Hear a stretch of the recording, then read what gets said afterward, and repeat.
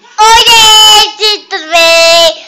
Alerta, gente, grades não funciona no meu cabelo. Como é que pode eu fazer um negócio no meu cabelo que não funciona?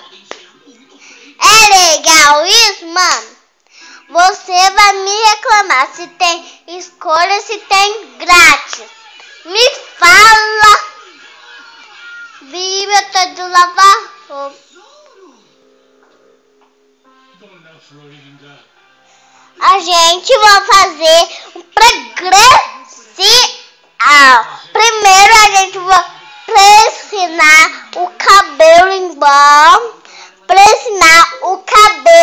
igual minha mãe. Minha mãe fez o cabelo. Minha mãe aceita tudo bem. E aí a gente vai fazer.